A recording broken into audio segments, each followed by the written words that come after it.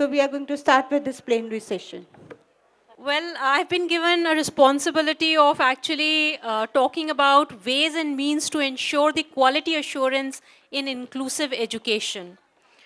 So I think we heard a lot about what NEP is actually doing in the inaugural session and how different aspects of NEP really deal with inclusive education and special education as well. I think when we talk about inclusiveness, we usually say inclusion, again, is something that we need to understand in terms of the learning outcomes that we bring through the different learners. So when we talk about inclusion, it is about giving an opportunity to everybody to learn and thereby facilitating everyone who is trying to learn, give an opportunity and ensure that the particular teachings are reachable to you. I think when one of the speakers told you as to do these steps and then were asked as to which steps they are, it clearly indicated that when he actually told you about these steps, not necessarily it reached out to you in the same manner as he exhibited. So learning for each individual who is standing here is very different, and how different it is depends upon our ability to absorb, to really reflect upon it, and then to learn about it. So again, inclusion here is defined as the facilitation of learning through pedagogy. That means the way you actually teach. I may here speak a lot of things, but not necessarily that is absorbed by you. I may give a lot of inputs, but not necessarily it is understandable. The ability to actually bring about teaching depends upon what processes you follow. How do you are able to appreciate the difference between the learners? So here when we talk about the definition of inclusion, one very important aspect is the differences in learners.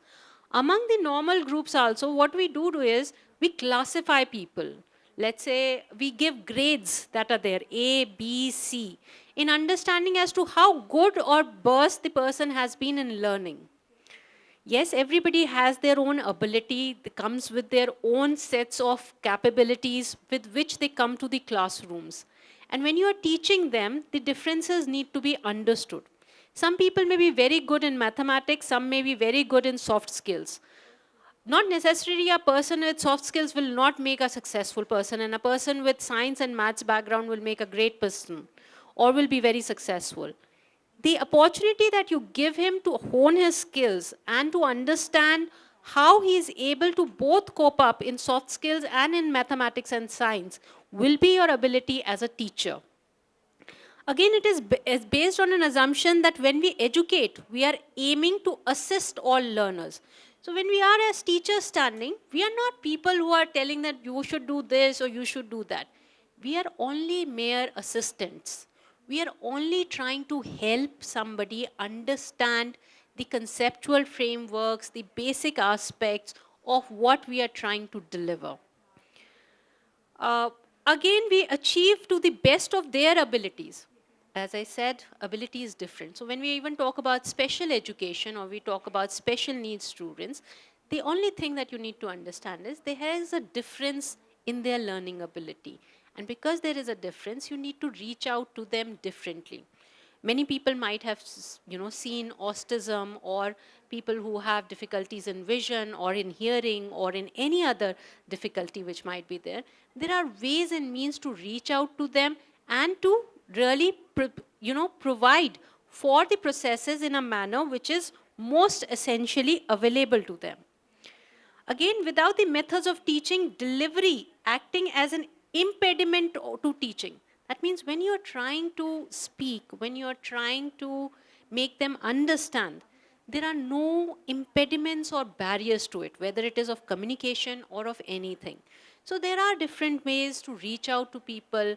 Maybe you have to slow down in your process. Maybe you have to understand their perspective. Maybe you have to understand their language or do certain activities which are understandable by them. In many of the programs, even for normal learners, you would see there is a concept of slow learners versus advanced learners.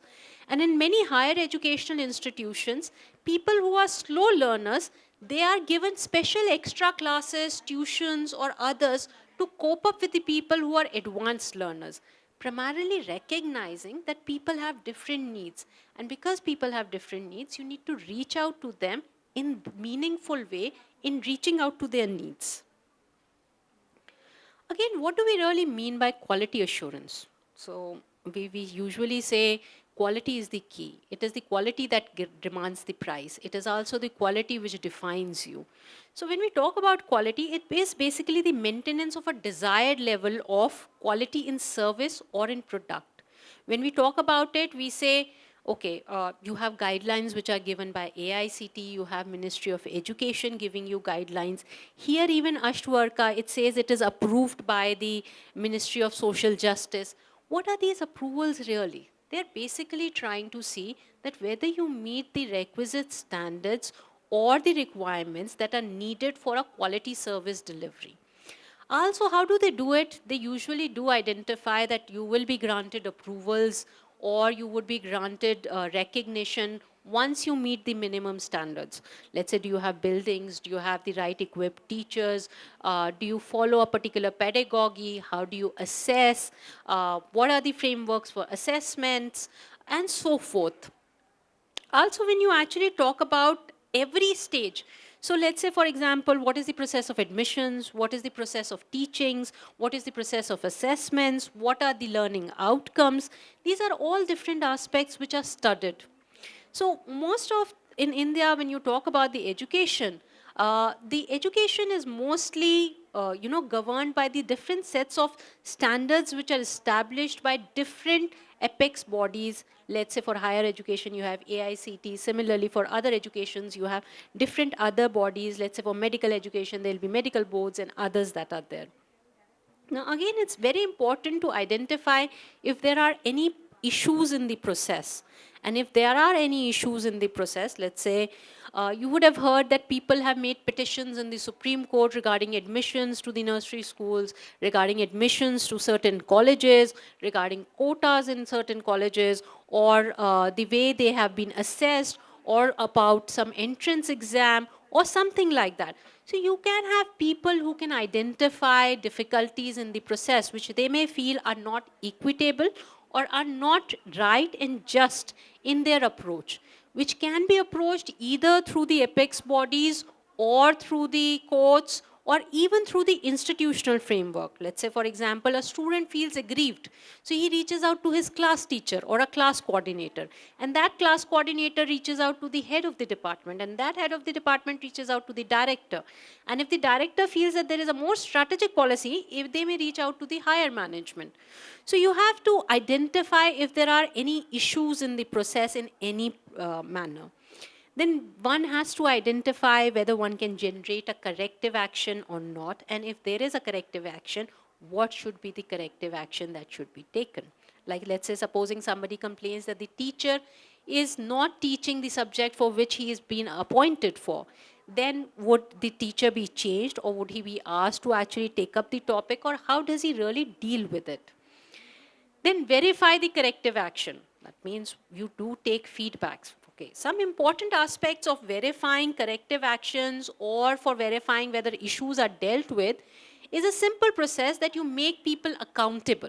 Let's say, for example, your higher authorities that are there who give you approvals, they ask every year, submit a form which will give details about what you have done and what you have not done. Also, now the government has made accreditation important. So let's say NAC, NIRF, your NBA, all these accreditations or the bodies which rank you become essential bodies in evaluating your work, which becomes also an important way of understanding, did you do better last time or would you be doing something better now? Student feedbacks, teacher feedbacks, institutional feedbacks, surveys, these are also means of understanding whether an institution is on the correct path or is not on the correct path. Then implementing the corrective action, monitoring and controlling is an important aspect of quality assurance. Now, when we talk about ways and means of really moving forward to inclusiveness, it's important to understand that there needs to be capacities created. Now, today I say everybody given equal opportunity? But am I really providing for an environment or an ecosystem that is of equal opportunity? I may say, let's keep the differently abled with us. But when there is a bell that rings, I make all the people rush first out in the class, and the differently abled person is struggling to get out of the classroom on the staircase, or trying to get a lift. Am I really providing an ecosystem which is accessible, which is acceptable, which is adaptable to the needs of the different people who are participating in it, which includes poor, which includes marginalized, which includes SC/STs, which includes economically backward, which includes from different race, from different gender. You must have heard a lot of times that there are things that are done especially for gender specific items where to improve upon women participation. There is these days a lot of talk about why in the STEM, that is in science, technology, engineering and mathematics oriented courses, women are not participating. An understanding of that issue by itself can create a lot of things. How do you create capacities for it? So the first important aspect is that you need to develop public sector capacity. That means you need to have public systems in place which provision by themselves to ensure that there is quality delivery as well as ensures inclusive development and inclusiveness. So the first aspect to that is human capacity. Human mind has the potential of rising to any place. The ingenuity in a human has the capability of creating anything, right from robots to AI to anything that you see. It is the humans that have created it. To the spacecrafts, to the spaceships, to anything that you talk about, whether in fiction or in reality, it is the human capacity that talks about. And this potential needs to be harnessed. This potential needs to be generated. This potential needs to be trained. And you can train anybody and everybody. You've seen a lot of movies where people with absolutely no skills are trained to be the best by their efforts, by the right type of coaching that they get, the kind of ability of training that they receive. So individuals with skills need to analyze, first of all, what are the developmental needs, which particular aspects need to be developed. Like, let's say, for example, I said women participation in labor force has to be increased. And if you see there are more people who are inducted through the STEM field, then you allow more women to participate in the STEM field. Also, you see, let's say, for example, you see if the differently able need certain help, like financial inclusion or like something else, how do you provide for them? Do you provide for requisite transportation for them? Do you provide for the requisite infrastructure in your institution for them? How do you do it? So what are the developmental needs that are there? Are there any specialized institution for special people? Are there specialized institution for people who are less privileged? Are the policy frameworks advantageous to them? Then another important aspect is one is to design and implement strategies. A lot of thing has happened over here. As I said, accessible Bharat, which we talk about. Or we talk about the NEP talking about skills, multi-entry, multi-exit that we are talking about. Or we talk about how institutions are supposed to be accessible friendly. These are different design and implement strategies that are there. The entire framework of having buildings, teachers, qualifying the kind of teachers that you should have, the kind of particular, let's say, for example, the kind of delivery systems that you should have, the kind of assessments you should bring. Let's say, for example, you would have seen that for the younger children, you don't give marks. A very specific strategy not to demotivate children at the younger age with education. So they are given grades, but they're also made competitive with the A, B, and C's that are there. Also in the curriculums, there are different aspects that are enjoined. Let's say, for example, as I said, for inclusiveness, learning another Indian language, learning another language, respecting certain things that are there. Then are policies and frameworks which are there. Then is delivery of services which are important. And the most important is one needs to monitor the results that are there. Also, at the same time, when you talk about developing really quality assurance or ensuring that there is inclusiveness, it's important that organizational capacities are developed. What does that mean? You bring together people with common beliefs and values. Let's say, For example, today we are here to talk about the changing transformations in special education through the NEP. So we are coming together with common ideas, common beliefs, common value systems. We appreciated people who were with special needs. This is a common belief system that gets developed. So in organizations, people should come together with common beliefs, common value systems, which are more reflective of the way development is to take place and the way equal opportunity is to be given to people. A lot of times people studying in schools or in colleges, they will find, okay, my friend has a tablet, or let's say my friend has some very good technology oriented thing.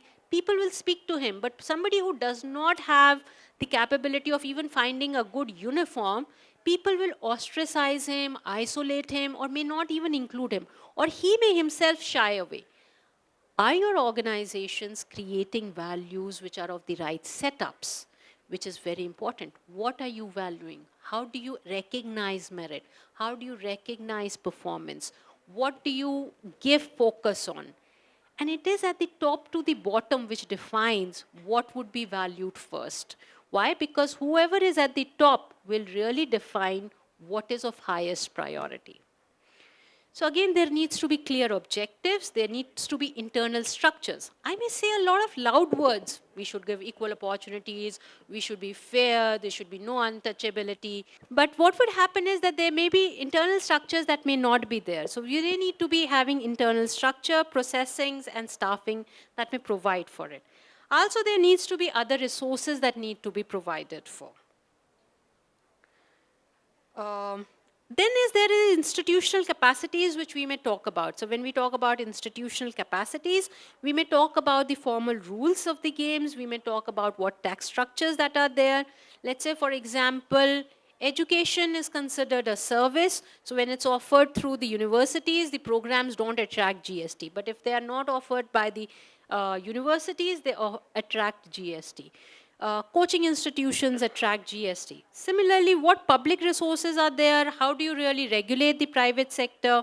How do you go in for giving goals and incentives to the organization? They make a difference.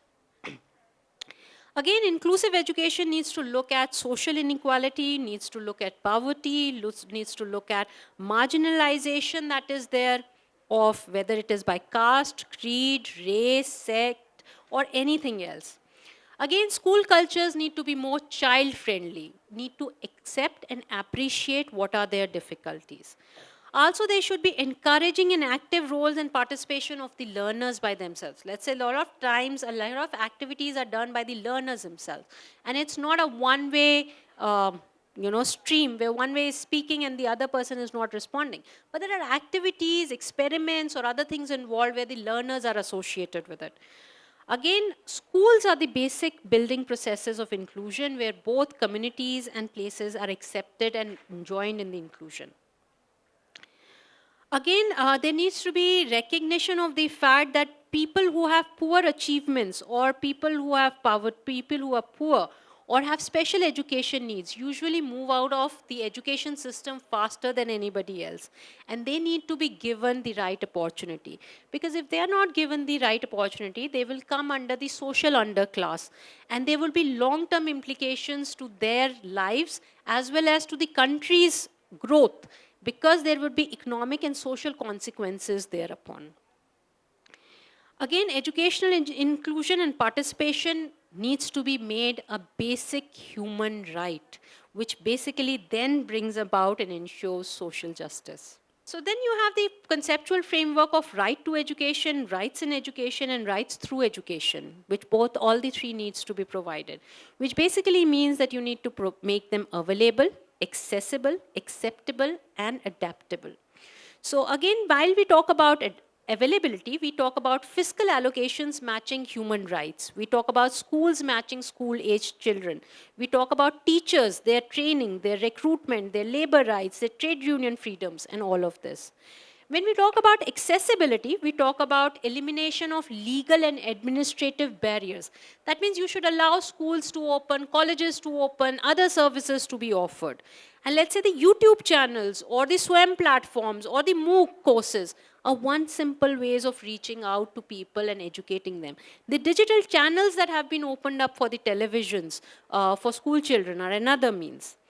Then elimination of financial obstacles. Similarly, you don't need money to get educated, but there is still a digital divide. If I don't have a phone or I don't have a laptop, I probably cannot access YouTubes or others.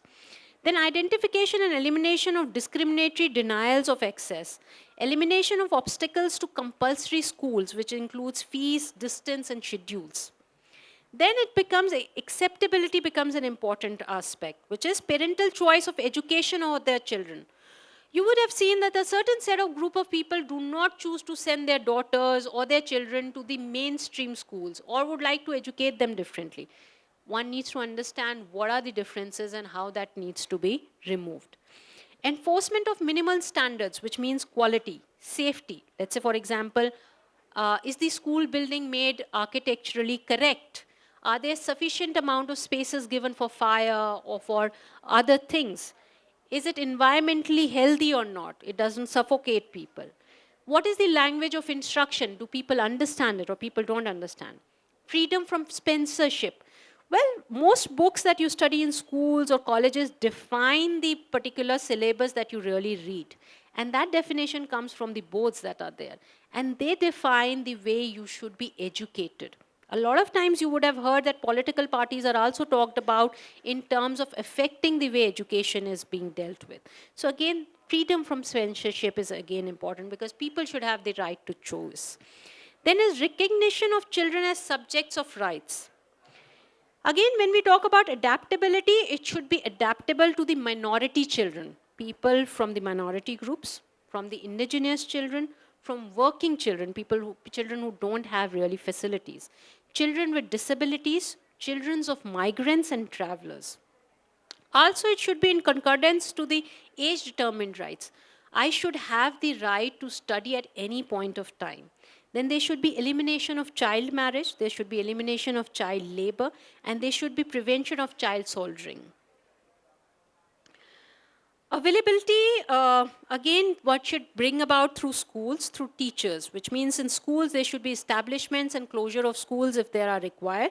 There should be freedom to establish schools. There should be funding from the public schools. There should be public funding of the private schools also. For teachers, there should be a proper criteria for recruitment. There should be fitness for teaching. There should be labor rights that should be given to them. There should be trade union freedoms that should be given to them. Professional responsibilities they should be able to take, and as well as academic freedom should be granted to them in the way they want to teach their students. It should also be compulsory in terms of all encompassing. It should be free of charge so that people can participate more and more to education. There should be assured attendance that is supposed to be there. We see absenteeism is a serious problem in many schools or in many colleges because people don't understand the particular thing that is going on and they are not able to relate to it. Once they are able to relate to it, there would be assured attendance. Then there would be parental freedom of choice, which is again necessary. Again, post-compulsorily, it should be there that discriminatory denials of access should be removed, preferential access should be removed, criteria for admissions should be there, and recognition of foreign diplomas should also be there. So this I will not take. Again, very important aspect is special needs schools which are out of the main education, school education. Now today you have seen that in NEP or the government has recognized that if you give home education, you take an exam and you will be made equivalent to the education that you got from the regular courses. So again, that is one important aspect for it. So again, children with disabilities, working children, refugee children, children with deprived with their liberty, need to be given and provided for out-of-school education, which is also being provided through SWAM platforms or through MOOC courses or through other abilities that are there in the NEP or as well as in many institutional frameworks. There is international standardization of education that is there. Again, one needs to understand that there is spatial dimensions to inclusiveness, which basically means there is micro level, meso level, and macro level. So at the micro level, you need to interact with the individuals that are there in the context of the classrooms. At the meso level, it needs to be worked at the organization or at the environment level. And at the macro level, it should be the societal level. Let's say previously it was found that the societies did not permit a certain group of people to be educated. But now everybody has the right to get educated as long as they want to get educated. And there are facilities that are available. Temporal dimensions basically then means policies and practices which are related to assessment activities, which means identification of the needs, understanding differences, testing for planning purposes, and monitoring the learning. Policies and practices relating to planning activities, which means decision-making processes about curriculum, what is to be taught, how is it to be taught, how is it to be delivered. What is supposed to be the resource allocation? Let's say, for example, these days also we say mainstreams are science and maths. The other streams like art and commerce are not the mainstreams. But something very important that the NEP has provided. If you're doing arts, you can still do science. If you're doing science, you can do arts and commerce. You're not blocked. So once you have the recognition of what you want to do, you can transfer yourself in lateral entries. Policies and practices related to instruction, which is intervention or teaching activities, which includes pedagogy. A lot of change has happened from, let's say, corporal punishments to non-corporal punishments, to incentivizations, teaching arrangements where people are, let's say, incentivized to tell what do they want, how do they want, what would they like to study. These are the interventions that are there. So these are certain aspects that are there. Again, what would play an important role is the data. So if you get the data from the different places, you can make a more informed decision about the inclusion and the way the quality assurance takes place.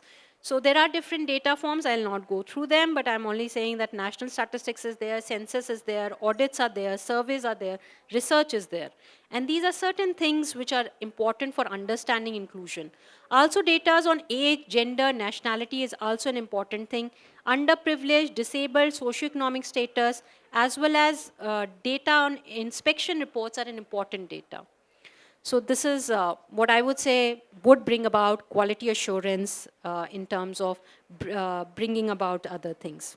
I'll not go through the participation, but then one can work out on the way participation in assessment, planning, instruction, and evaluation can create more of more quality assurance that is there. So thank you so much.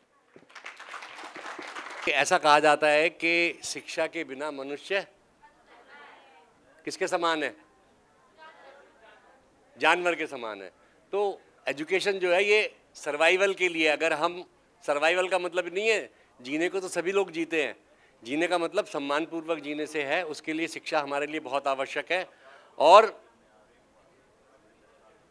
क्या होता है कि किसी भी देश की जो समृद्धि होती है, प्रसिद्धि जो होती है या उसकी सक्सेस जो होती है, वह उस पर निर्भर करती है कि उसके यहाँ कितने लोग शिक्षित हैं। और जो जिन लोग बच्चों की हम बात कर रहे हैं, it's a very big stock here कि हमारे यहाँ जो 2011 में सेंसस हुई थी उसके हिसाब से लगभग 2 करोड़ से अधिक लोग जो हैं वो विकलांगता के अंतर्गत थे। So in the last decade the disabled individuals have been acknowledged as an effective subject of the society where circumstances for self-realization, capacity and imagination into society are prepared. कि पिछले 10 साल से या 15 साल से कह लीजिए, हमने विकलांग लोगों के बारे में सोचना प्रारंभ किया है। उसके पहले तो वो सेग्रीगेटेड एजुकेशन में जाते थे। 1986 के अंदर एक न्यू एजुकेशन पॉलिसी आई थी, उसमें कुछ कहा गया था मगर वो कभी इम्प्लीमेंट नहीं हुआ, जिसके बारे में मैंने सवेरे बताया था कि क्योंकि टाइमलाइन नहीं होती है, पॉलिसीज़ तो होती हैं। नंबर एक बात। नंबर दूसरी बात, वही बात फिर मैं दोहरा रहा हूँ कि एजुकेशन और disability is the responsibility of respective states. तो वो स्टेट कहेगा मेरे पास पैसे ही नहीं है, मैं कैसे करूँ, मेरे पास में ट्रेन टीचर्स ही नहीं है, मैं कैसे करूँ, मेरे पास में सुविधा ही नहीं है। तो ये चीज़ें हमारे पास में आ जाती हैं। तो the consecutive records from the legal footing for education suggests that children with disability have the same rights as everybody else. कि हमारे कॉन्स्टिट्यूशन के अंदर जो सेक्शन 45 है उसके अंदर फ्री एजुकेशन की बात करी, मगर वहाँ कोई लीगल इम्प्लीकेशन नहीं थी। कानूनी रूप से कोई हम उसको चैलेंज नहीं कर सकते थे। तो फिर उसके बाद में 21A आया जहां हमने कानूनी रूप से कर दिया, और उसी के बाद में हमारा 2009 का एक्ट आ गया, राइट टू एजुकेशन एक्ट आ गया, जिसके अंदर free and compulsory education between the age of 6 and 14 years, 14 साल तक। तो एलिमेंट्री एजुकेशन जो है कि 8वीं क्लास तक सभी बच्चों को फ्री एजुकेशन होनी चाहिए। Now, NEP stands for New Education Policy 2020, a policy which brings wonder in education fundamentals. अभी यहाँ सवाल ये आता है कि ये जो पॉलिसी बनती हैं, ये बनती कैसे हैं? How do we frame policies? कि पहली, फॉर एग्जाम्पल मैं एक देता हूँ कि 1937 में गांधी जी वर्धा जेल में थे, और वर्धा जेल के अंदर उन्होंने प्राइमरी एजुकेशन की एक पॉलिसी फ्रेम की।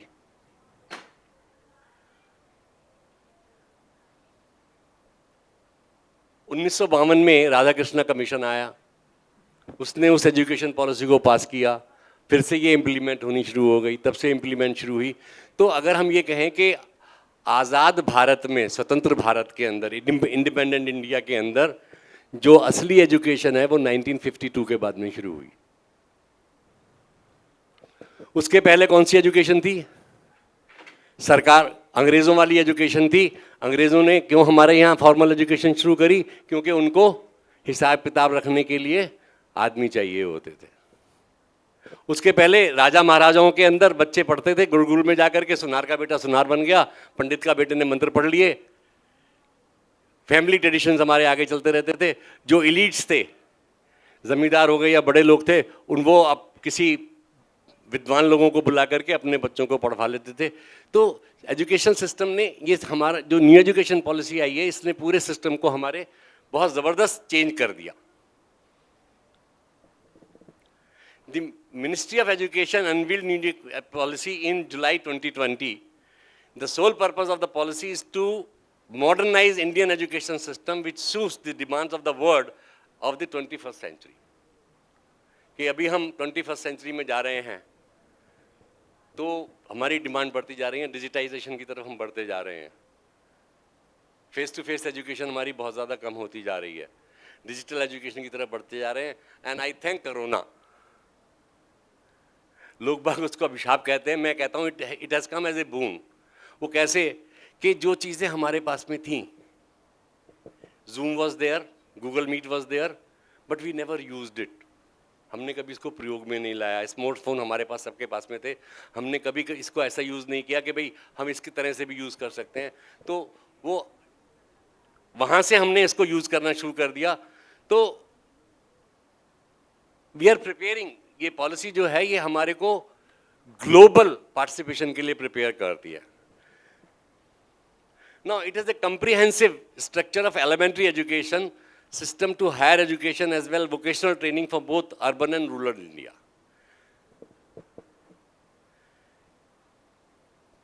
एक हमको 2 मंजिल का मकान बनाना है, उसकी नींव कैसी होनी चाहिए, 4 मंजिल का बनाना है, उसकी नींव कैसी होनी चाहिए, और एक 25 मंजिल का मकान बनाना है, उसकी नींव कैसी होनी चाहिए। तो अगर हम ये चाहते हैं कि if we want to have a strong education system in our system, तो वहाँ पर प्राइमरी एजुकेशन जो है वो बहुत ज़बरदस्त होनी चाहिए। अमेरिका में, इंग्लैंड में जो प्राइमरी स्कूल टीचर्स हैं, they are paid much higher than the professors. उनकी तनख्वाह उनसे बहुत ज़्यादा होती है, बिकॉज वो ऐसा कहते हैं ना कि जो पेरेंट्स हैं, they are the first teachers and home is the first school. पहला स्कूल होता है, उसके बाद में प्राइमरी स्कूल के टीचर्स जो होते हैं, दे लेड द फाउंडेशन। हमारी जो उम्र का क्रिटिकल पीरियड होता है, अत्यंत महत्वपूर्ण समय जो होता है, उसको जो वो प्राइमरी स्कूल टीचर्स जो हैं वो हमारे आगे बढ़ाते हैं। पहला चेंज जो मैंने सुबह बात करी थी, 5+3+3+4 स्ट्रक्चर उन्होंने किया, तो उसमें pre education and higher education के अंदर ये स्ट्रक्चर में चेंज किया। और क्या क्या किया कि between 3 and 8 years old, between 8 and 11 years old, 11 to 14, 14 to 18 years old, कैसे डिस्ट्रीब्यूट किया? 3 से 6 साल तक आंगनवाड़ी प्री स्कूल में जाएगा, ये पहले किसी पॉलिसी में नहीं आया। सुबह भी मैंने बात की थी, 1-2 में 6 to 18 ईयर गया, 3 से 5 में 8 से 11 आ गया, 6 से 8 तक 11 से 14 आ गया, 9 से 12 में 14 से 18 साल तक आ गए।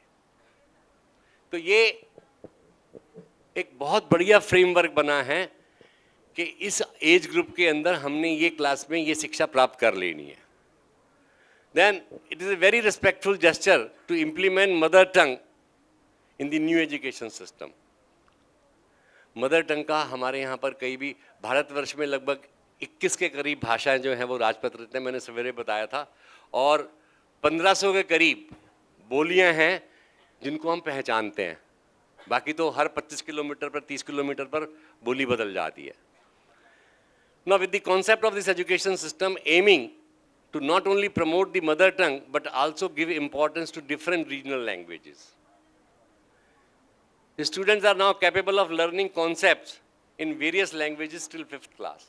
कि 5वीं क्लास तक जो भी हमारे कॉन्सेप्ट हैं वो अभी क्या होता है कि हिंदी में हम पढ़ा रहे हैं, हिंदी में आम बताया, घर में बोल जा, पंजाबी फैमिली में रहता है बच्चा, वहां पर वो अम्ब बोलता है, अम्ब खाऊंगा। हिंदी में सेब पढ़ाया, मराठी में सफरचंद बन जाता है। तो बहुत ज्यादा यहां पर हम नाई बोलते हैं बाल कोटने वाला, तमिलनाडु में चले जाओ नाई बोलते हैं कुत्ते को। तो मदर टंग में जहां हम हैं, जो भाषा हम बोलते हैं उस भाषा में हम सीखें तो वो बहुत अच्छा रहता है, और हम ज़्यादा सीख सकते हैं, अच्छा सीख सकते हैं, और घर पे हमको रीइंफोर्समेंट मिलता रहता है। It also help students to understand the importance of root of their mother tongue. आजकल के बच्चों से पूछो ना कि 39 कितना होता है, बोले क्या होता है 39, 49 क्या होता है, फटाक से बता देंगे। 69 और 69 में फर्क नहीं पता। हिंदी की गिनती पता ही नहीं है बच्चों को, और हमारे माँ बाप जो है ना, बच्चों के माँ बाप जो है वो बड़े खुश होते हैं, मेरे बच्चे को अंग्रेजी में गिनती आती है, हिंदी कहाँ गई। अरे हमारे जमाने में वो पौवे का पहाड़ा, आधे का पहाड़ा, पौने का पहाड़ा हुआ करता था। अभी बोले कि आधा पौवा, आधा और पौना क्या होता है। 1/4 का पहाड़ा हम पढ़ते थे, 1/2 का पहाड़ा हम पढ़ते थे, 3/4 का पहाड़ा हम पढ़ते थे। तो ये चीजें आजकल के बच्चों से गायब होती जा रही हैं, क्योंकि वो डेसिमल सिस्टम हमारे पास में आ गया। वो सिर्फ हिंदुस्तान में है, वहां पर अभी भी वही माइल चलते हैं। इंग्लैंड में अभी भी माइल्स पर आवर की स्पीड है, हमारे यहाँ किलोमीटर की स्पीड है सिर्फ। तो नंबर एक बात। दूसरा, स्टूडेंट्स, नेक्स्ट करूं, for under graduate level students one can opt for their desired course either 1, 2, 3, 4 years. ये सुबह हमारी बात हुई थी कि आप 1 साल में करते हैं आपको सर्टिफिकेट मिल जाएगा, 2 साल में करते हैं डिप्लोमा कर मिल जाएगा, 3 साल में करते हैं डिग्री मिल जाएगी, और 4 साल में करते हैं तो दोनों चीज़ें साथ में कर देगी। जैसे हमारा बीएड, यहाँ पर बीएड स्पेशल एजुकेशन में इंटीग्रेटेड बीएड भी चल रहा है और एक इंटीग्रेटेड एमएड भी चल रहा है, जहाँ पर बीएड और एमएड की दोनों की डिग्री आपको साथ में मिल सकती है। तो ये बात हो गई यहाँ पर। Then providing equal education to every gender and category. The idea is to promote education to every gender, caste, category and disability. Everyone is equal in terms of getting proper education. सभी समान हैं। The concept helps in providing education facility to different caste categories and genders. The concept always believed in providing education to those children who are neglected by the society because of their low caste, transgender and with any sort of disability.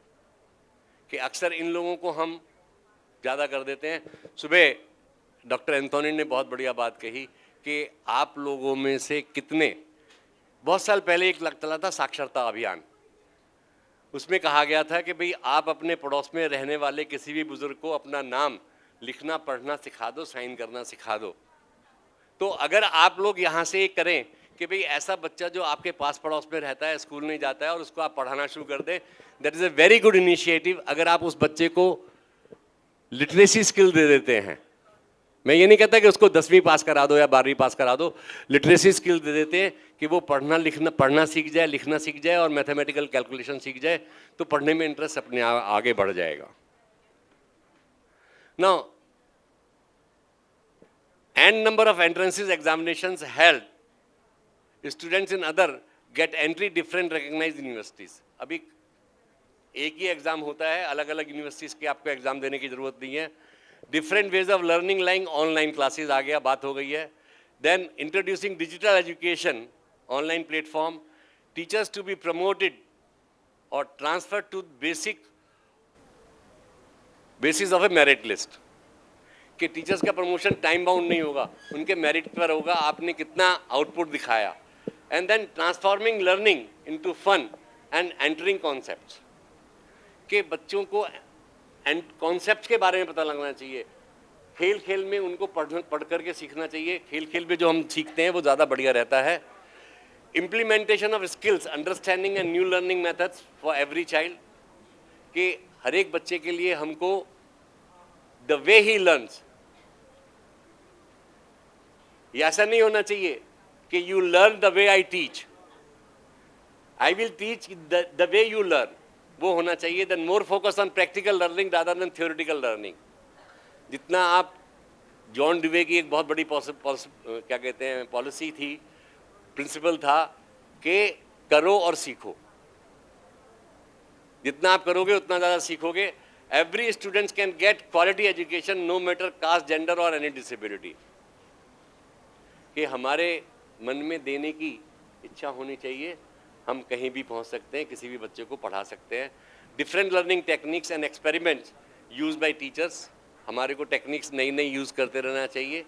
Then freedom of choosing any subject stream with no boundaries. ये सुबह बात हो चुकी है. अगर आप science stream से commerce में जाना चाहते हैं, कॉमर्स में साइंस में ज़्यादा जाना चाहते हो, आप कहीं भी पढ़ सकते हो. क्योंकि अभी भी बहुत सारे बाहर के डेवलप कंट्रीज़ के अंदर ऐसे बच्चे जिन्होंने कभी बायोलॉजी नहीं पढ़ी है और वो डॉक्टर बनना चाहते हैं, वो डॉक्टर बन सकते हैं. उनको they have to complete credits for that course. उस कोर्स के लिए क्रेडिट्स कंप्लीट करने होते हैं. तो वो सिस्टम न्यू एजुकेशन पॉलिसी ला रही है हमारे पास में, बहुत अच्छी बात है. Then Indian languages and ethics के न्यू एजुकेशन पॉलिसी में जो भारतीय भाषाएं हैं उसके अंदर उनको ज़्यादा दिया गया है. Equality in caste, gender and categories, overall development in education system. Thank you very much. आपको कोई सवाल पूछना हो तो thank you. You are welcome. Now we proceed our CRE program. I'm Dr. Neema Chauhan, and I'm going to start my PPT that is on the topic changing dynamics and transformation in the field of special education in the context of new education policy, that is NEP 2020. So change is eternal and unwavering rule of the universe, and social change is the nature of society. If there is to be some change in terms of development in a society, then education policy should be changed first. So the Indian government decided to change India's education policy after 34 years. National Education Policy 2020. This is the first new education policy in 34 years.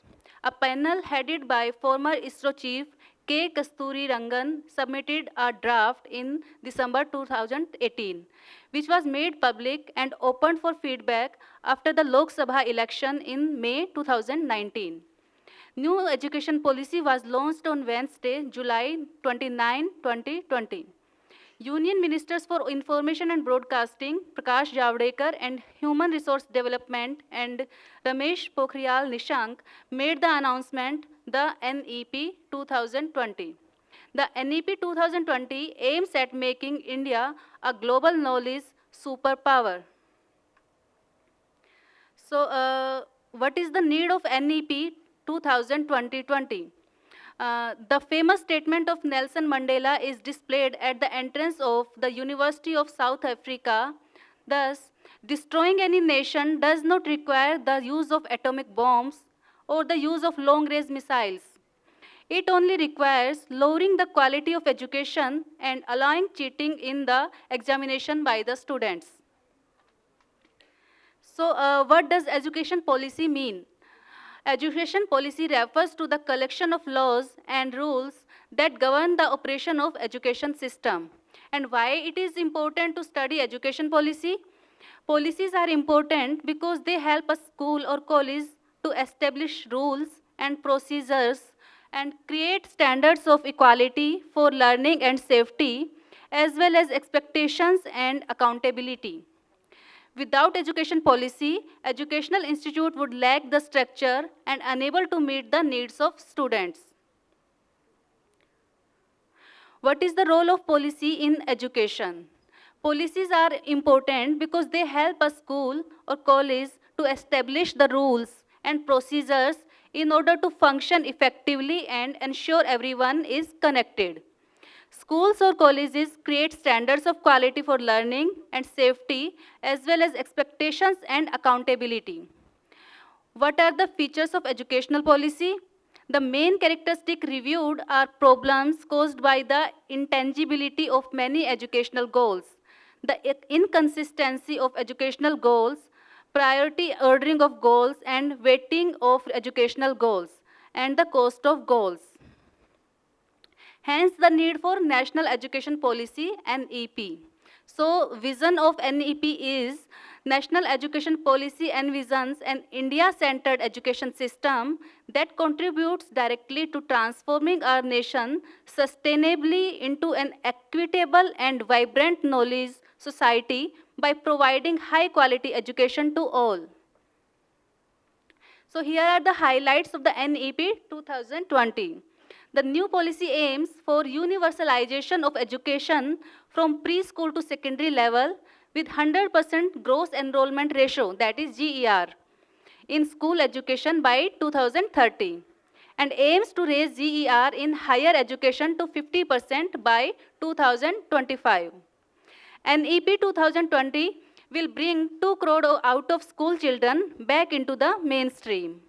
The 10+2 structure of school curricula is to replaced by a 5+3+3+4 curricular structure corresponding to ages 3 to 8 years, 8 to 11 years, 11 to 14 years, and 14 to 18 years respectively. It will include 12 years of schooling and 3 years of Anganwadi and preschooling. Reinventing the school education. So here are earlier education policy. In earlier education policy, there was the provision of play school or UKG or KG that was unorganized sector previously in previous policy, and after that 10 years of schooling and then 2 years of classes 11th and 12th. But now in new education policy there are stages like foundational stage, preparatory stage, middle stage, and secondary stage. So a child is supposed to spend his initial 3 years in Anganwadi or preschool or Balvatika, and then class 1 and 2 by the age 6 to 8 years. Then in preparatory phase, 3 years, that is age from 8 to 11 years, and the class from 3 to 5th. In middle, there will be 3 years of class 6 to 8 and age from 11 to 14 years, and then secondary, class 9 to 12 years and age is 14 to 18. You can see this picture that age is 3 to 8, that is foundational, and then preparatory, middle, and then secondary. Highlights of NEP 2020. NCERT will develop NCPF's ECCE, that is National Curricular and Pedagogical Framework for Early Childhood Care and Education for children up to the age of 8. A national book promotion policy is to be formulated. All students will take school examinations in grade 3, 5, and 8, which will be conducted by the appropriate authority. Board exams for grades 10 and 12 will be continued, but redesigned with holistic development as the main aim. NEP composition. So NEP is composed of 4 parts. The new education policy has been composed in 4 parts. The part 1 is school education, then higher education, and in part 3 other key areas are focused, and part 4 is making it happen, how it will be implemented. What is the aim of school education? To bring desirable changes in the behaviors of the learner's child, to foster all around holistic development of a child's personality, and to develop healthy attitudes and good values. Since education changes according to the changing needs of the society, the aims of education also vary from time to time in the same society. The aims and objectives are not uniform for all stages of education. There are differences in the aims and objectives of primary, secondary, and higher education due to variance of age and maturity experiences, physical, mental, and emotional growth of the child. Objectives of school education. So, objectives of school education is literacy. The child should learn the first language, the mother tongue, to a level where he or she can communicate his or her ideas easily. Numeracy. The child should develop ability in 4 fundamental numerical operations and to be able to apply these to solve problems in his or her daily life. And technocracy, the child should learn the method of inquiry in science and should begin to appreciate science and technology. Nationalism, the child should develop a respect for national symbols like the flag and the anthem and should know learn to dislike the casteism, untouchability and communalism. And human dignity, the child should develop healthy attitudes towards human labor and dignity. Sanitary habits, the child should develop habits of cleanliness and healthful living and an understanding of the proper sanitation and hygiene of the self and neighborhood. And aesthetic sense, the child should acquire a taste for the good and beautiful and should take care of its surroundings. Holistic development of the learner. This is the main idea of new education policy, that the learning should be holistic. The key overall thrust of curriculum and pedagogy reform across all stages will be to move the education system towards real understanding and towards learning how to learn, and away from the culture of rote learning as is largely present today. The aim of education will not only be cognitive development, but also building character and creating holistic and well-rounded individuals equipped with the key 21st century skills. Specific sets of skills and values across domains will be identified for the integration and incorporation at each stage of learning from preschool to higher education. Reduce curriculum content to enhance essential learning and critical thinking. In new education policy, curriculum content will be reduced in each subject to its core essentials to make space for critical thinking and more holistic, inquiry-based, discovery-based, discussion-based, and analysis-based learning. The mandated content will focus on key concepts, ideas, applications, and problem solving. Teaching and learning will be conducted in a more interactive manner. Question will be encouraged and classroom session will be regularly contain more fun and creative, collaborative, and exploratory activities for students for deeper and more experiential learning. Holistic definition. Holistic approach is the idea that natural system, that is physical, biological, chemical, social, economic, mental, and linguistic, and their properties should be viewed as a whole, not as collection of parts. This often includes the view that systems function as whole and that their functioning cannot be fully understood solely in terms of their component parts. The term holism is derived from ancient Greek holos, meaning all, whole, entire, or total. Empower students through flexibility in course choice. Students will be given increased flexibility and choice of subjects to study, particularly in secondary schools, including subjects in physical education, the arts and craft, and vocational skills, so that they can design their own path of study and life plans. Holistic development and a wide choice of subjects and course years to year will be the new distinguishing feature of secondary school education. There will be no hard separation among curricular, extracurricular, or co-curricular, among arts, humanities, and sciences, or between vocational or academic streams. Subjects such as physical education, provision for differently abled children, changes in the educational curriculum for person with disability through a new education policy have been done. For these, regular from basic stage to higher education will be enabled to participate fully in the education process. Equitable and inclusive education for children with disability. Reflections from National Education Policy 2020.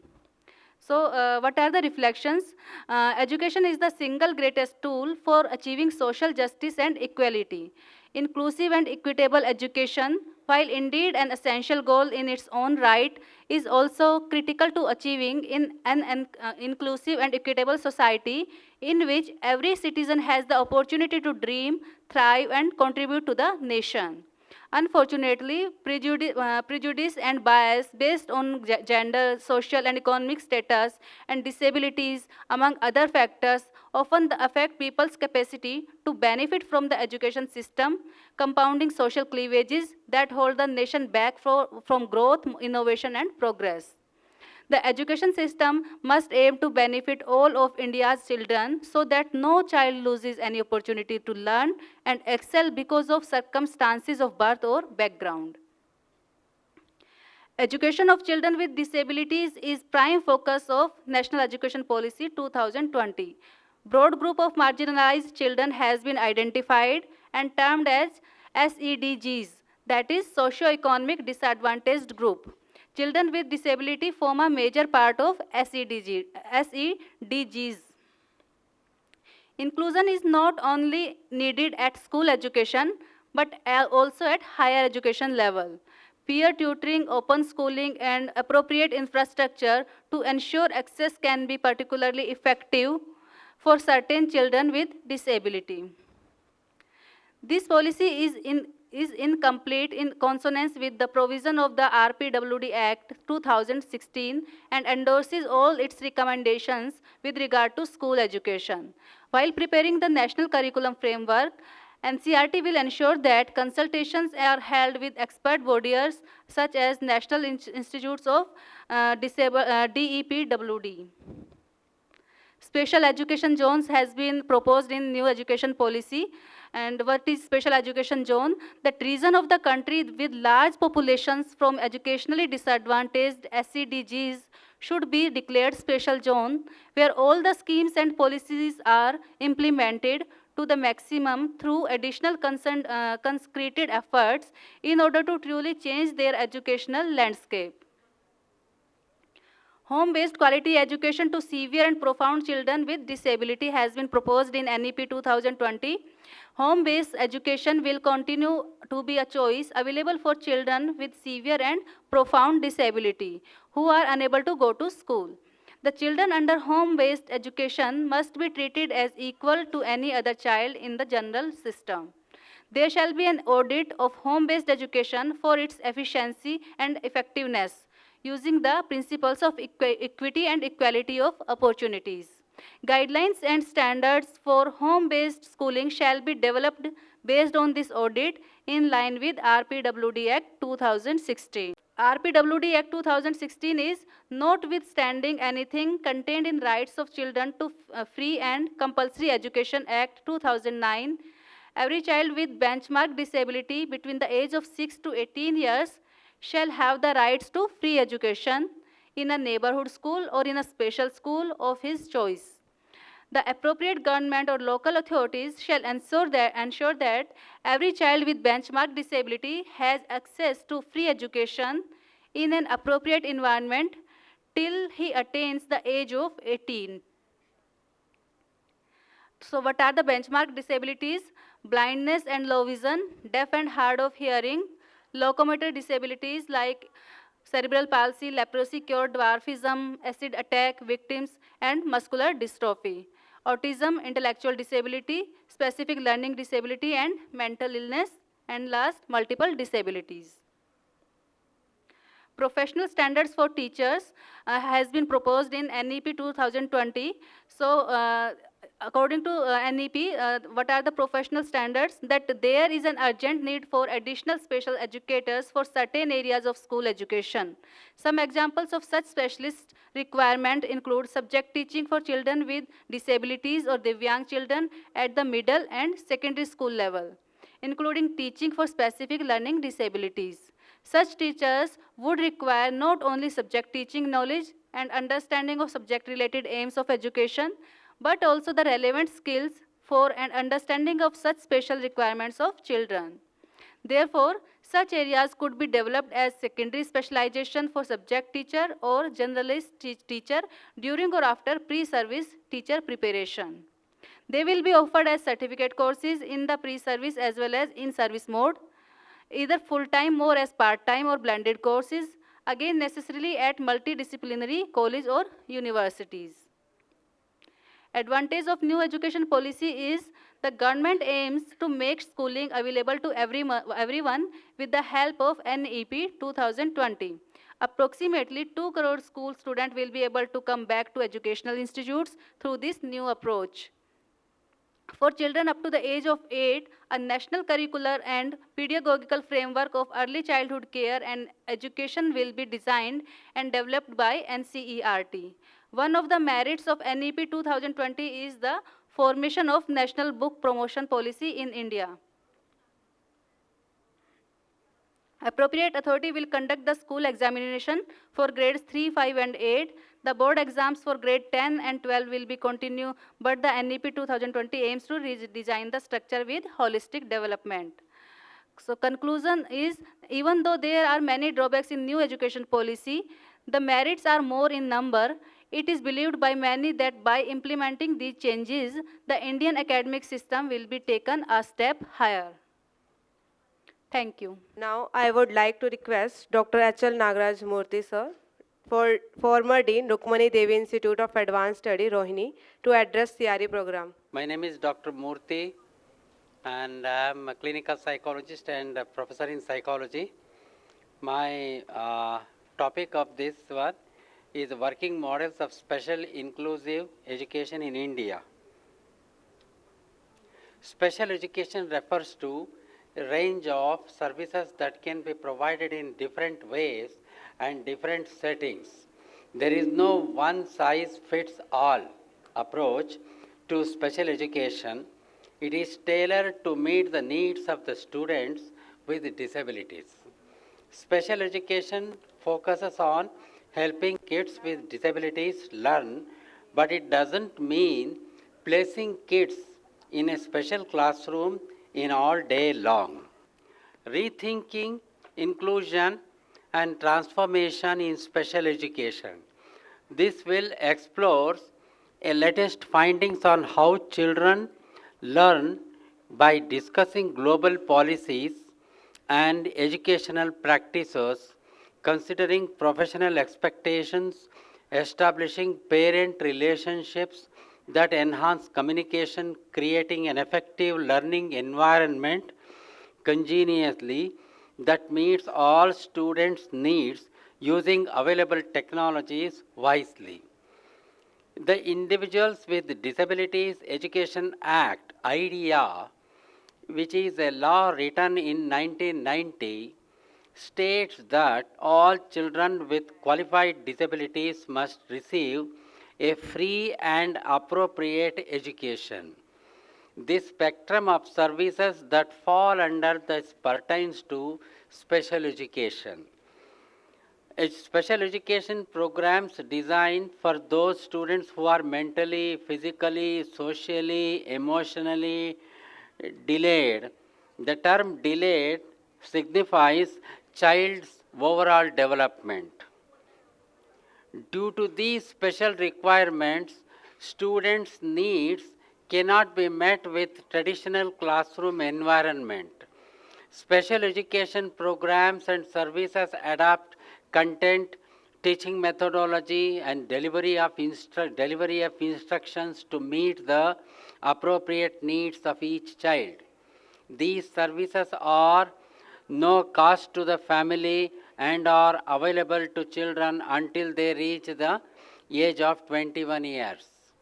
In the contemporary world, where technology has become an integral part of our lives, previously complex tasks have become much more easier and seamless. Thanks to ongoing technological advancement, the standard, the quality of living have risen rapidly. This is especially true in the case of education. Technology has transformed learning and has improved educational offerings in a major ways. In India, illiteracy rate is 30% in rural areas, and education becomes easier with the advent of smartphones, internet, computer technology, and information communication technology. Changing dynamics in special education, taking learning beyond the classroom.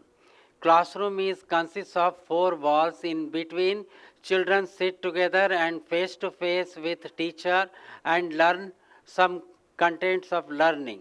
With cloud computing and e-learning coming from our desktops to our smartphones, screens, we can now learn on the go.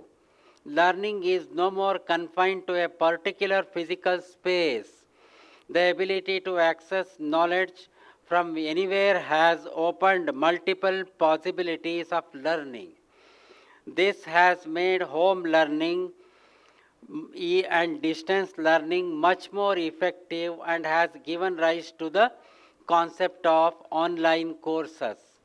Online courses range from basic to professional degree courses, which anyone ranging from bona fide students to working professional can enroll.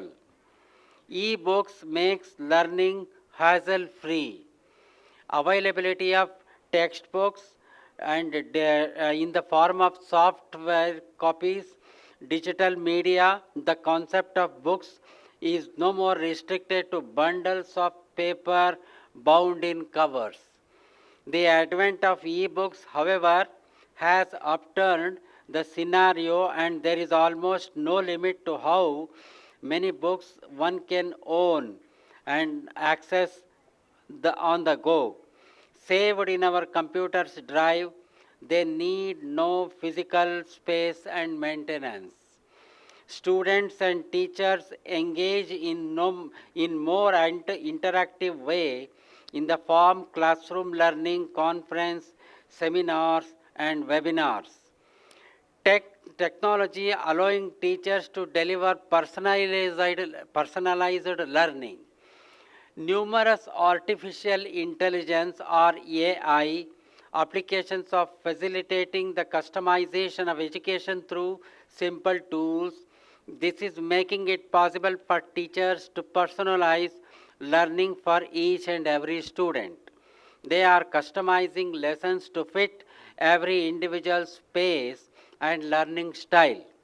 By enabling competency-based learning, there are more learning opportunity for all students. Classrooms are becoming more collaborative.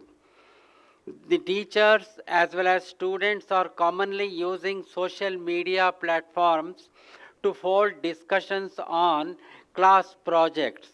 They also use video conferencing wireless presentation system to connect to other students in the teachers across the globe. This leads to healthy collaboration and productive exchange of ideas. Example, STEM, science, technology, engineering, and mathematics, teaching of learning science, technology, engineering, and maths, problem-solving skills. With the new NEP 2020, there is a lot of confusion prevails over teaching and learning, and the online teaching mode makes matters more complex and confusing. At this juncture, workshops to suit the new normal in terms of the teaching learning process, mentorship, NEP, and what to expect from it, and many other topics have become an integral part of training for educators across the board. There is also a lot of emphasis now on the teaching of languages, physical education, art and craft, and other practical subjects like science, music, online, because these are not just concept based, they also have to be shown, observed, and practiced. Origin of the special education and its transformation. How the special education has originated. In the past, In the universally in the past, people with disabilities or PWD were viewed as bad omens. They were prevented from participating in the activities necessary for survival. They were excluded from the purview of normal educational experience because they treated as sinners. They were treated as defective and hence unfit to profit from regular schools and facilities. In the early 19th century, the idea of democracy, individual freedom, and egalitarianism that swept in the West and advances in learning theory and technology have contributed to the emergence of optimistic attitude towards these people. Globally, special education has evolved. The first stage refers to stage of neglect. Disability was viewed as punishment for the past sins and nobody wanted to interfere in the justice meted out by people with disabilities by God. The second stage refers to the stage of pity and compassionate. During this stage, the PWD or people with disabilities were protected and pitied especially by the religious institutes to reduce misery and pain. The third stage refers to the stage of special school, the innovation of Braille and efforts of doctors, psychologists and educators for education and training of people with disabilities.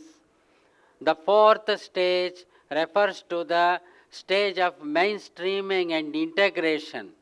The fifth stage refers to the stage of development of the concept of special needs. The concept of special needs is based on the premise that most of the students encounter special needs in some learning activities at some time.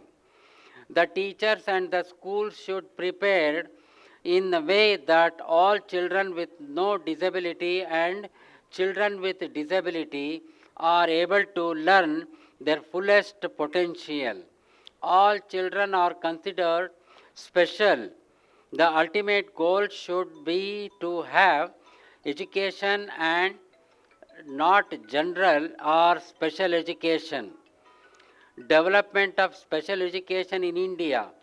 First, they believe that the children with disabilities require distinct schools to cater their special needs.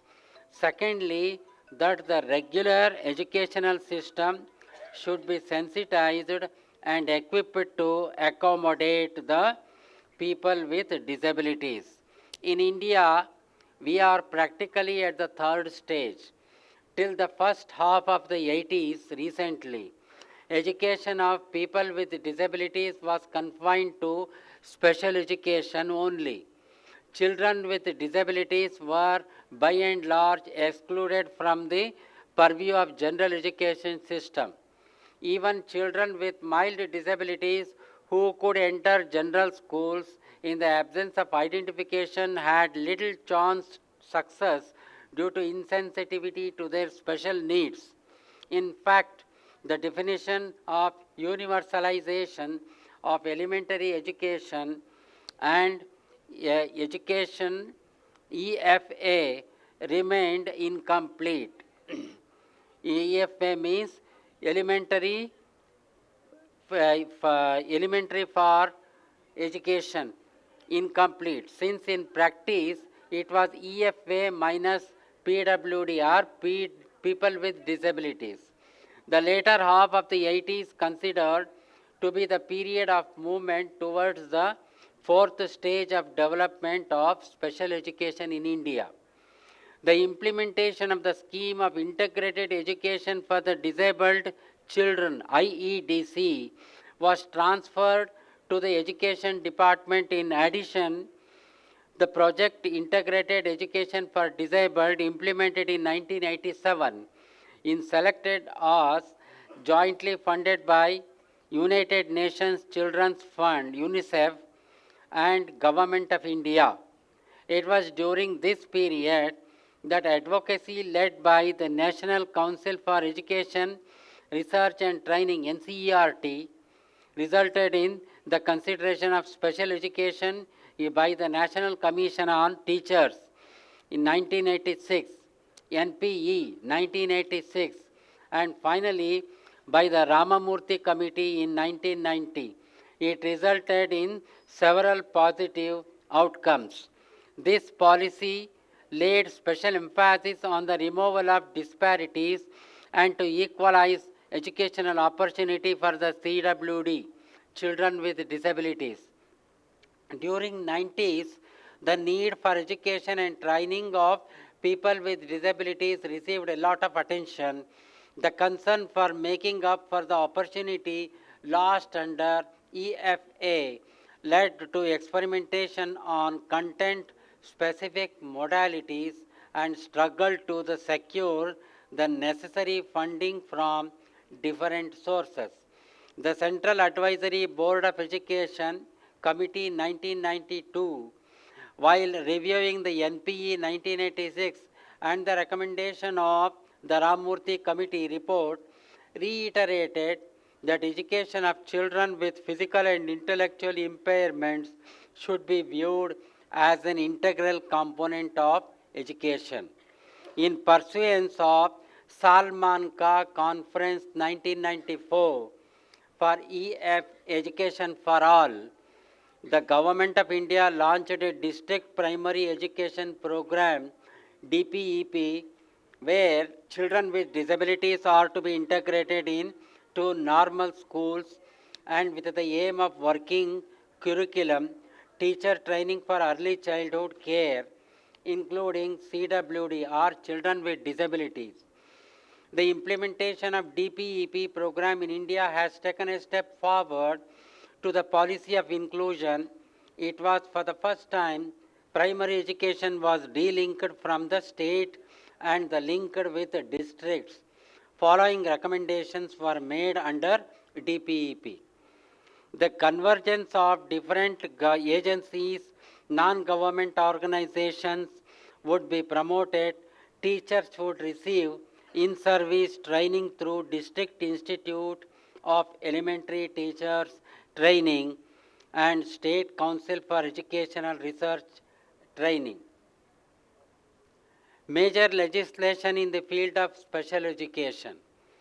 Following legislation were enacted in 90s have significant impact on the education and welfare of PWD in India. Mental Health Act 1987 came into effect in 1993, which replaced Indian Lunacy Act 1912. The Rehabilitation Council of India, RCI 1992 Act passed with objective of rehabilitating PWD, people with disability, Protections of Rights and Full Participation Act 1995, protecting PWD and providing opportunities for their education, employment and training, vocationally training and their rehabilitation. The National Trust Act NTA 1999 has provisions for legal guardianship of the 4 categories of disabled persons.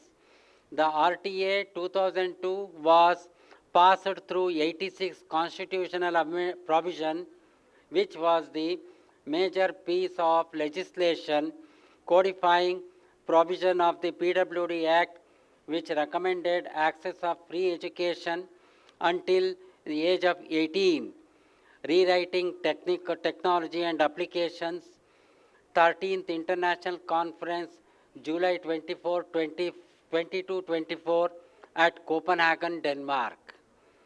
Facilities for special education in India. National Institute for Visually Handicapped, Dehradun. National Institute for Hearing Handicapped, Mumbai. National Institute for Orthopedically Handicapped, Kolkata. And National Institute for Mentally Handicapped, Hyderabad. Besides these, National Institute of Rehabilitation, Training and Research, Olatpur, Cuttack, Odisha, the Institute for the Physically Handicapped at New Delhi, the School for the Mentally Retarded Children at New Delhi, and the Training Center for Adult Deaf at Hyderabad also assist in implementing various programs related to PWD.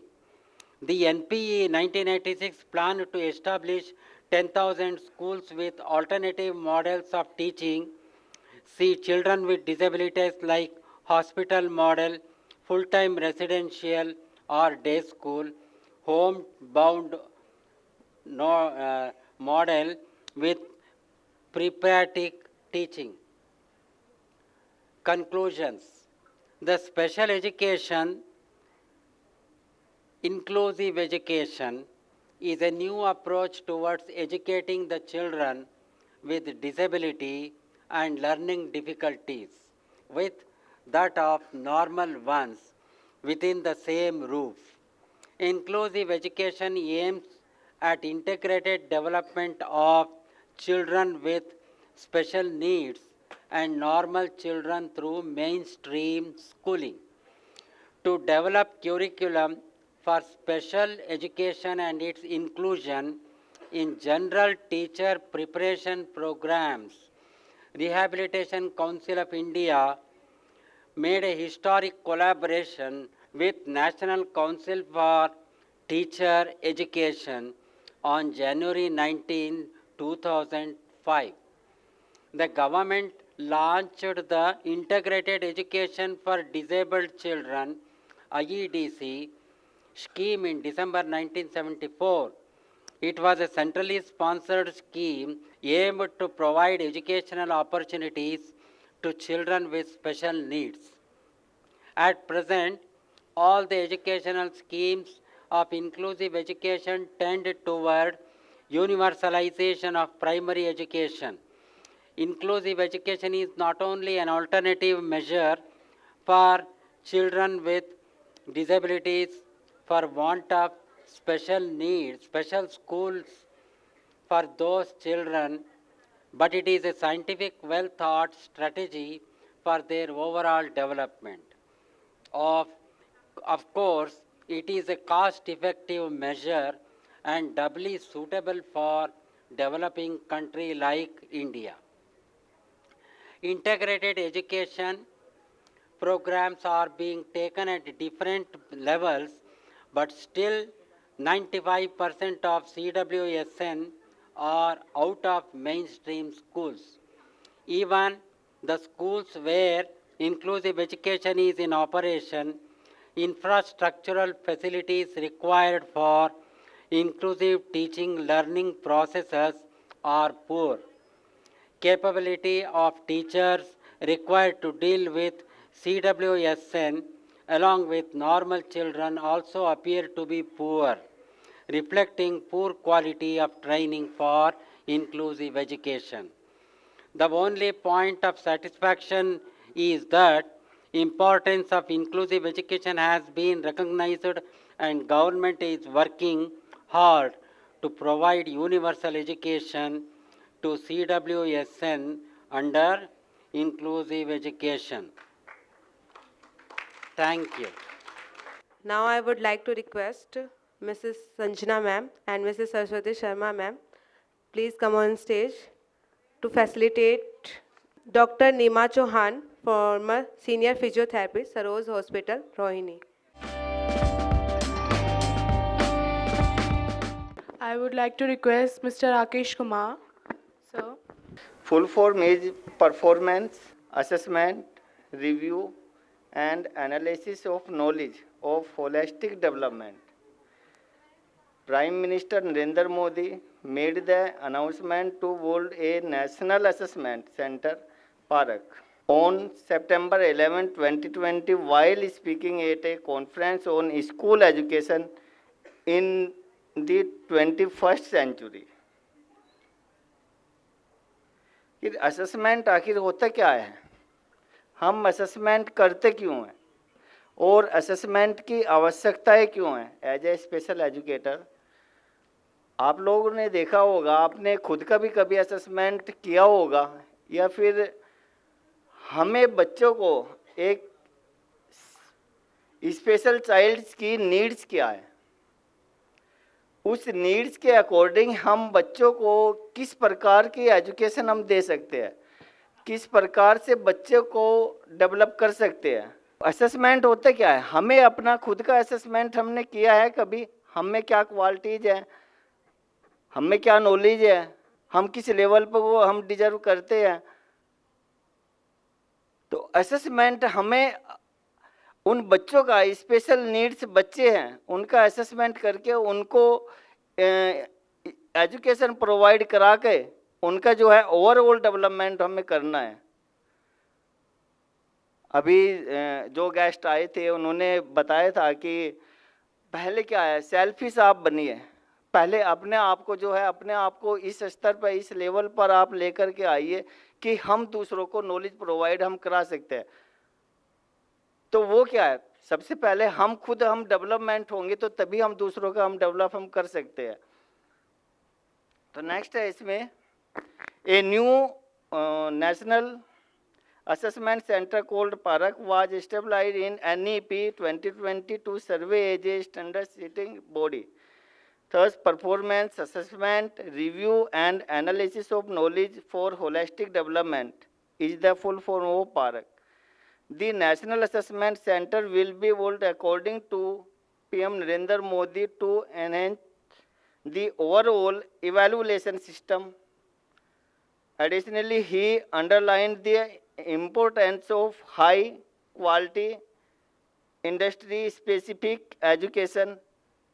He said that students could acquire practical knowledge when instruction is given in reference to the immediately environment. तो इसमें क्या है कि हमें education किस किस प्रकार के होते हैं, किस फील्ड में आपने देखा होगा कि अलग अलग एजुकेशन होते हैं, वो हमें डिसाइड करना है कि हम किस फील्ड से हम या किस फील्ड में हम इंटरेस्टेड हैं। आपके डॉक्टर लाइन की आप अगर एजुकेशन लोगे तो उधर के अलग अलग सब्जेक्ट होते हैं, इंजीनियरिंग के अलग अलग होते हैं, आपके स्पेशल एजुकेशन के अलग है, आपकी जनरल एजुकेशन के अलग सब्जेक्ट्स है।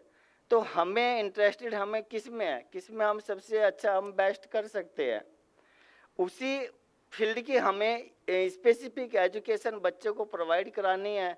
ये नहीं होगा कि एज ए स्पेशल एजुकेटर कि आप जो हैं HI के आप एजुकेशन को डिजर्व करते हो लेकिन आप प्रोवाइड करा रहे हो आईडी स्टूडेंट्स को, तो आप उसका कैसे, आप उसकी नीड्स को आप कैसे पहचान सकते हो, उसका आप कैसे असेसमेंट आप कर सकते हो। लेकिन हमें जो है ऐसा एनवायरनमेंट भी बनाना है ताकि बच्चा उसमें रह कर के अपने आप को डेवलप कर सके। नेक्स्ट है इसमें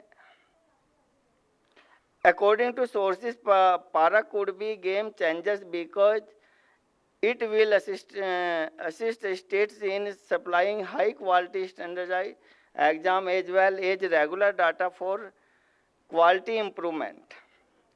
Evaluation of higher order skills such as analysis, critical thinking and conceptual clarity is emphasized in the NEP 2020. His denotes a change in the assessment primary focus.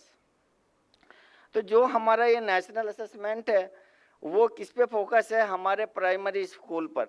हमारा प्राइमरी स्कूल की education जब तक हमारा base ही हमारा मजबूत नहीं होगा तब तक हम अच्छी उसको नींव हम नहीं रख सकते। तो सबसे पहले क्या है कि प्राइमरी के जो बच्चे हैं, प्राइमरी जो एजुकेशन है, प्री प्राइमरी प्राइमरी एजुकेशन को हमें जो है मजबूत करना है। उसको मजबूत हम किस प्रकार से कर सकते हैं, उन बच्चों का असेसमेंट करने के बाद कि बच्चे की किस प्रकार की नीड्स है। एक सपोज मान लीजिए आपको एक HI के स्टूडेंट्स की ही आपके पास में एक HI स्टूडेंट आता है और आपको उसका असेसमेंट करना है, तो उसका असेसमेंट आप कैसे करोगे? उसकी हमें केस हिस्ट्री हमें जाननी पड़ेगी कि वो उसमें हियरिंग की प्रॉब्लम उसमें कब से है, उसकी केस हिस्ट्री को हमें जानना होगा।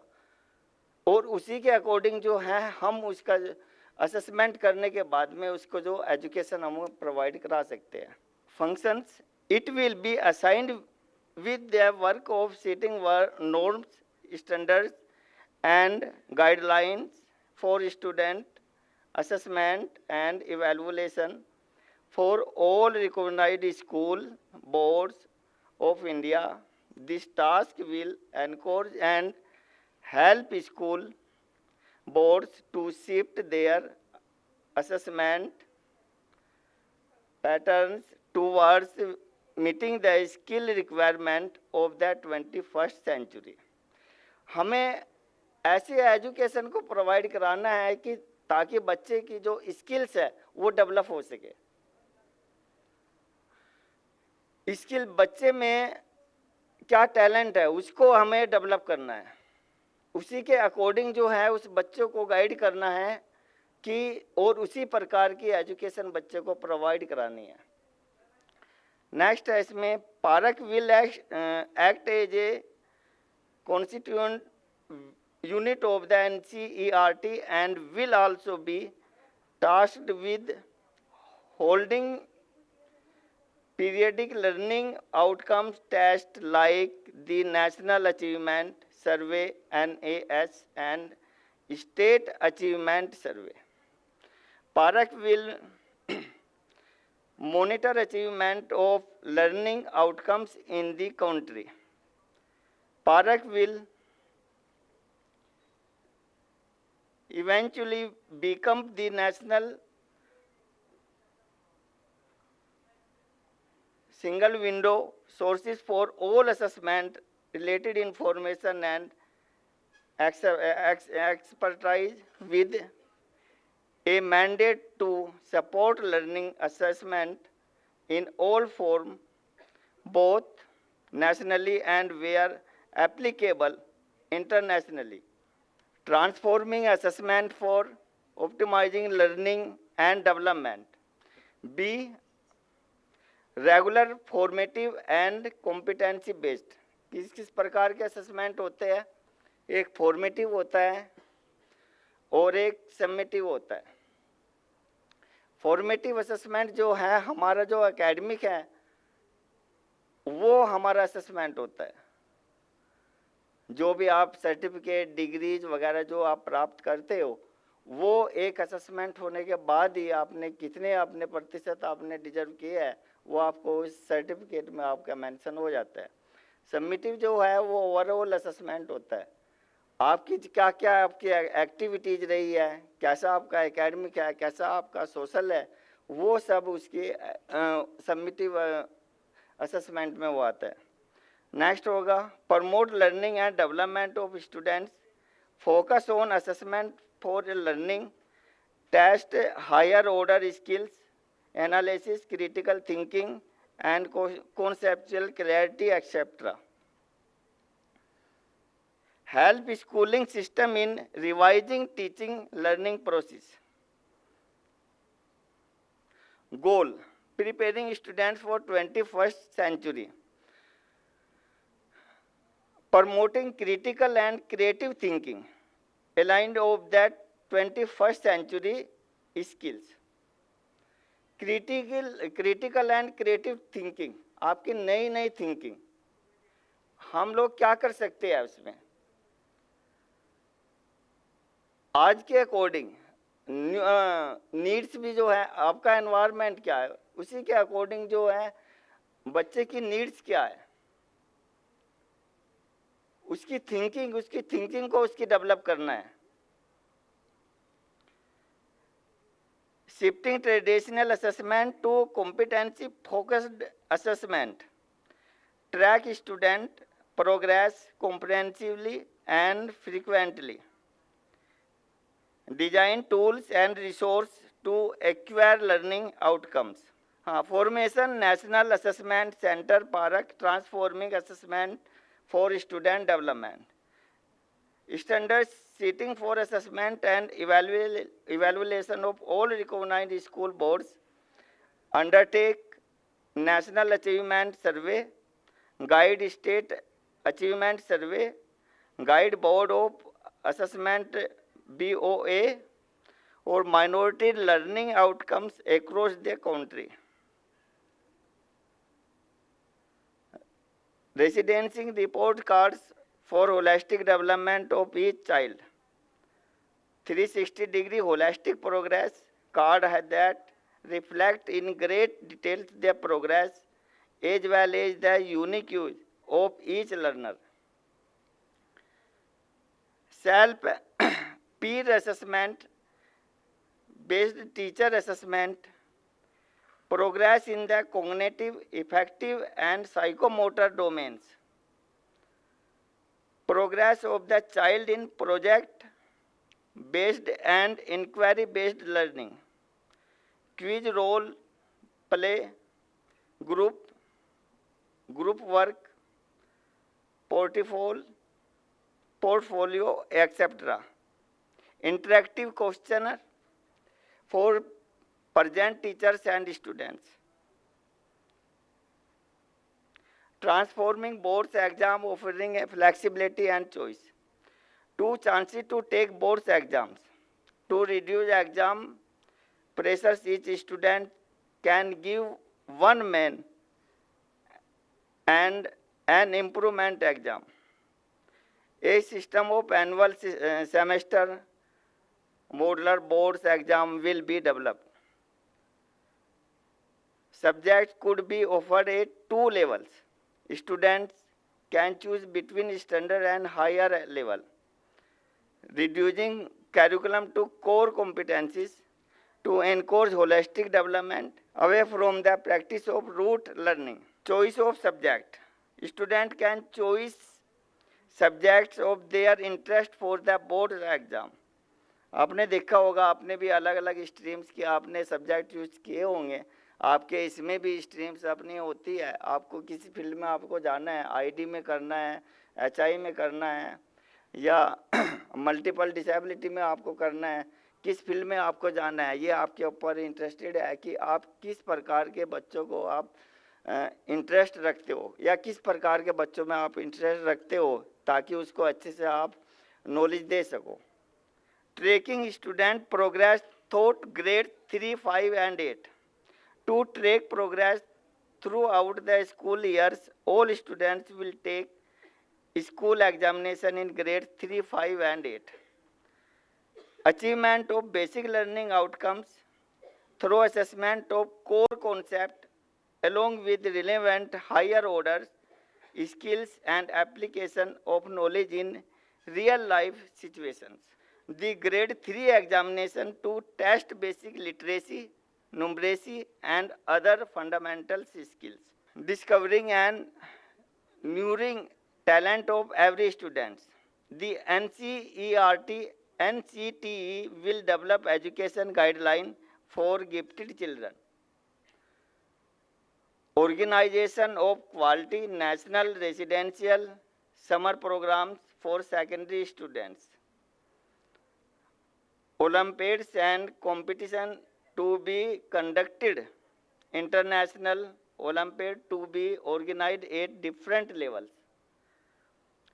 Universities would be encouraged to use results of Olympiads competition as a criteria of college admissions. Every classroom will be developed into a smart classroom in a phased manner. And or the NEP proposal to hold boards exam twice a year, including one for helping students improve their scores. States are also on board. Regarding a proposal to offer 2 types of papers on mathematics, a standard exam and another 2 tests. Higher level competency, it will help reduce to fear of math among students and encourage learning. Also some discussion went around the NEP proposal to have 2 sheets of questions paper for most subjects on with MCQ, multiple choice question and the other descriptives. Now I would like to request Mr. Deepak Kumar, Assistant Professor, ID Department and CRE Coordinator for vote of thanks. My name is Deepak Kumar. I am the coordinator of CRE program. So first of all, I deem it a great honor and privilege to propose the vote of thanks on this memorable occasion. Let me first of all start by giving glory to the Almighty God for making today occasion a resounding success. First and foremost, I thank our special regardable guest, Mrs. Sandhya Bindal, as a chairperson, and Tecnia Group of Institution, who despite his busy schedule has found time to grace this occasion. And I also express my heartfelt thanks to Major General Dr. Rajan Kochar, VSM, retired Vice Chairman, National Council of News and Broadcasting, for his valuable contribution. We are grateful to our Ashtavakra Institute Deputy Director, Mrs. Sanjana Mittal, ma'am, and Dean Academic, Mrs. Saraswati Sharma, ma'am, for his words of encouragement. His able guidance has always encouraged us. I thank him for his kindness, his interest, and his hospitality and continued support. I would like to thank our guest speaker for active participation in our event. You truly made this day enlightening for us. Your deep and intellectual way of imparting knowledge has added to the glory of this event. Today we have got a lot of information which will truly help us in our life. We have no words to offer gratitude for your valuable presence here. You gave deep insight into the topic and revealed some interesting facts. I would like to thank Professor Dr. Yamini Agarwal, Director Bharati Vidyapeeth, Paschim Vihar, Delhi. Dr. Saurabh Malhotra is not present today. Mr. Nikhil Agarwal, Branch Manager of Canara Bank, and Dr. Navneet Gera, Professor GIMS, Kalkaji, Delhi. Dr. C.B. Misra, Director, Principal of Prudence Group of School, and Dr. Anthony Raju, Global Chairman, All India Council of Human Rights, Liberties and Social Justice, and Dr. Neema Chauhan, former Senior Physiotherapist, Saroj Hospital, Rohini, and Dr. H.L. Nagaraja Murthy, former Dean at Rukmini Devi Institute of Advanced Studies. So, I would like to thank our program chairperson, Dr. Anthony Raja, and Mrs. Geeta Bhutani, ma'am, and co-chairperson Dr. C.B. Misra and Mr. J.C. Gupta and Mr. Sandeep Upadhyay sir and Mr. Jitendra Srivastav sir for their unstinted support for this function. My heartfelt thanks to the heads of various departments and the faculty for their valuable contribution, guidance and encouragement in all our efforts. I especially gratitude to the non-teaching staff who have worked hard to ensure that this occasion becomes a memorable success. Thank you everyone for taking the time to be here today and for listening to me speak. I am so grateful for this opportunity. Have a great day ahead. Once again, I thank you all for your attention. Thank you. एक बार मैं last में एक चीज़ बोलना चाहूँगा बच्चों को, जैसे कि आप सभी ने जो भी पार्टिसिपेंट स्टूडेंट्स हैं कि NEP का हमने टॉपिक आज हमने समझा, हमारे जितने भी प्रोफेसर थे सबने अपने अपने एक्सप्लेनेशन दिए. तो मैं आपको बस एक ही बात कहना चाहूँगा कि देखो, आप कोई भी टॉपिक आप समझते हो तो सबसे पहले हमारी मेन चीज़ होती है ब्रेन एक्टिविटी. आप जितना ब्रेन को स्ट्रॉन्ग रखेंगे उतना ही हमारी चीज़ें लॉन्ग टर्म तक सेव रहती हैं. मैं आपको एक छोटी सी एक्टिविटी करके भी बताऊँगा और कुछ आप अपना घर पे एज ए होमवर्क भी समझ लेना, उसकी प्रैक्टिस भी करना. सभी को काउंटिंग तो आती होगी. इंग्लिश में काउंटिंग किस किस को आती है? 1 to 100 सभी को आती है. और हिंदी में आज मैं आपको ना 1 to 100 तक 1 by 1 एक बार इंग्लिश में और एक बार हिंदी में आपको करके बताता हूँ, ताकि हमारा ब्रेन कैसे वर्क करता है, हम कैसे रिकॉग्नाइज कर सकते हैं काउंटिंग को. Now I start. 1 2 3 4 5 6 7 8 9 10 11 12 13 14 15 16 17 18 19 20 21 22 23 24 25 26 27 28 29 30 31 32 33 34 35 36 37 38 39 40 41 42 43 44 45 46 47 48 49 50 51 52 53 54. ऐसे मैं 1000 तक कर सकता हूँ. बिकॉज प्रैक्टिस, बिकॉज मैंने अपने वर्ड्स को प्रैक्टिस करा, ब्रेन को लगाया कि मेरे को वर्ड एक पहले इंग्लिश देन उसके बाद हिंदी. तो ऐसी कोई भी हम एक्टिविटी कर सकते हैं. बीइंग ए स्पेशल एजुकेटर, आप सभी स्पेशल एजुकेटर बनेंगे तो ये डिफरेंट स्ट्रेटेजी है, आप भी यूज़ करें. Okay, thank you to all for come. Thank you ma'am. Thank you. Thank you for enlightening the day. Now I would like to end today's CRE program. Thank you everyone.